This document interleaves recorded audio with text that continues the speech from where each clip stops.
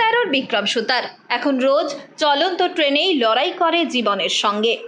পড়াশোনার বয়সে স্কুলের বই ছেড়ে কাঁধে তুলে নিয়েছে পরিবারের দায়িত্ব। তাই এখন লোকাল ট্রেনে ঘুরে ঘুরে কখনো বাদাম, কখনো ঝুরি ভাজা, আবার কখনো ছোটখাটো নিত্য প্রয়োজনীয় সামগ্রী বিক্রি করেই চালাচ্ছে নিজের সহ ছোট বোন ও সংসারের খরচ। কি বলবো, দেখলে তো কষ্ট লাগে। এই বয়সে যে হকারি করে, কিন্তু কিছু করার নেই। ওর বাবা ছেড়ে চলে গেছে ওর বোন হওয়ার পরে, যেটা শুনেছি আর কি ভিডিওতে। তাই বলছি যে এই বয়সে ওর এখন স্কুলে যাওয়ার বয়স, তা এখনও হকারি করে পেট চালাচ্ছে মা বোনকে, ও নিজে। তো দেখলে কষ্ট লাগে, কিন্তু আমাদের তো কিছু করার নেই। এবার যদি সরকারে যদি কিছু সাহায্য করে ওকে, তাহলে খুব ওর উপকার হয়। মা কাজ করেন লোকের বাড়িতে, স্কুলে যাওয়ার থেকে তাই টাকার প্রয়োজনে লোকাল ট্রেনকেই বেশি আপন করে নিয়েছে বছর 13 ছেলেটি। তার কথায় স্কুলে গেলে মেলে না টাকা, কিন্তু লোকাল ট্রেনে হাতে আসে সংসার চালানোর মূলধন। জানা যায় বর্তমানে চাঁদপাড়ার বাসিন্দা বিক্রমের বাবা একসময় পরিবার ছেড়ে চলে যায়, কারণ বিক্রমের মা জন্ম দিয়েছেন একটি মেয়ে সন্তানের। সেই থেকেই শুরু হয় এক অসম লড়াই। মা ছেলে মিলে শুরু করে জীবনযুদ্ধ। আমি তো অবশ্যই 8:30, সবাই আছে বাবা বাদে। ছেলে চলে গেছে কেন, বোন হলো, আমি মা আর বোন। কেচি মেচি হাবি যাবি বাদাম তখন যেটা পাই তখনই বিক্রি করি। চলছে, লাভ নাই। সংসার চালাই কে? তুই? আমিও মাও।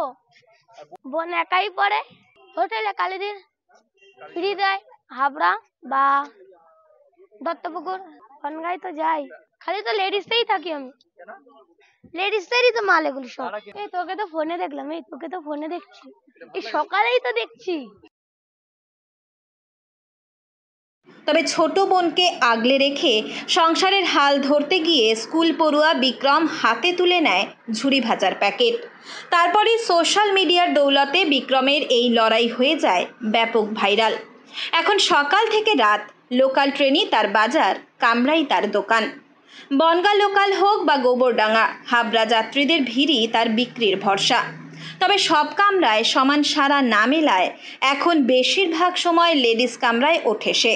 তার কথায় সাধারণ কামরায় লোকজন তাকে চিনলেও ফটো তোলেন, কথা বলেন, কিন্তু জিনিস তেমন কেনেন না। সে জায়গায় দাঁড়িয়ে লেডিস কামরায় মাসিরা বা দিদিরা কিছু না কিছু কিনেই নেন।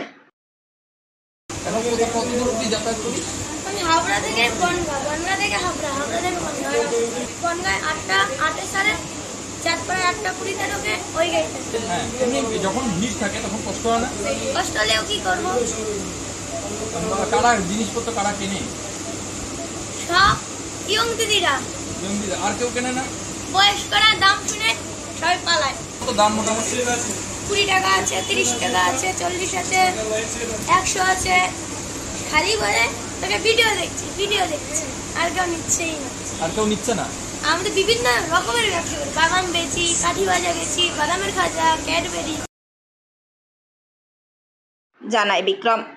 ভাইরাল ভিডিও ও ফেসবুক পোস্টের হাত ধরে বিক্রমের জীবনযুদ্ধের গল্প এখন ছড়িয়ে পড়েছে নেট দুনিয়ায়।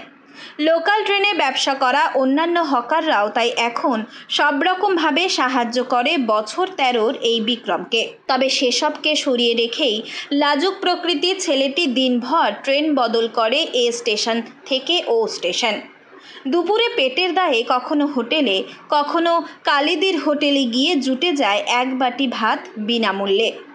জীবনের এমন এক কঠিন বাস্তবতাকে সে যেভাবে মেনে নিয়ে লড়াই করছে, তার জন্য বছর 13 এই খুদেকে কুর্নিশ জানানোই যায়।